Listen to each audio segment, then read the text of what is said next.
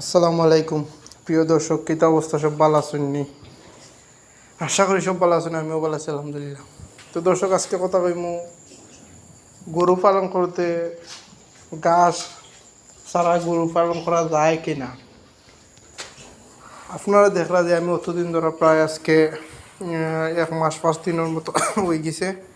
আমি আমার যে প্রত্যেকটা গরু আছে 5টা গরু আপনারা দেখাইছি, যে 5টা গরু প্রথম শুরু থেকে শেষ আজকে পর্যন্ত আমি প্রত্যেক দিন একটা করে ভিডিও আপলোড দিই, যেটা আপনারা দেখলে আমার গরুর পরিবর্তন।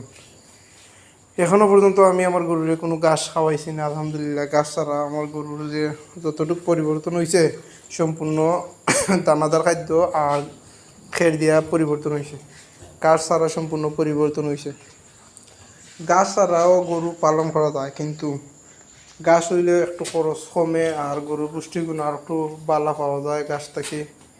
আমরা তো সবেও জানি যে ঘাসও সবচেয়ে ভিটামিন বেশি। আর ঘাস হইলে খরচটা একটু কমে আর পুষ্টিগুণও গরুর গুণগত মানও বালা থাকে।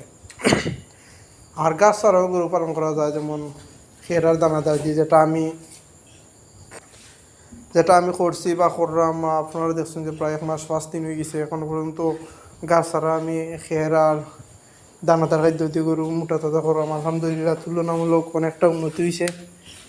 আর যেটা কইলাম আর কি, যে ঘাস ছাড়াও আলহামদুলিল্লাহ গরু পালা যায়, তবে ঘাস হইলে খরচ কমে আর গরু আরও মোটা তাজা সকালও হয়, তবে দানাদার খাদ্য লাগে, এটা নিশ্চিত। গরু খরচও কমে ঘাস হইলে। তো দর্শক, সব আমার গরু কীরকম পরিবর্তন ওর আশা করি সবে জানাইবা। আর সব ভালো থাকুক। আসসালামু আলাইকুম।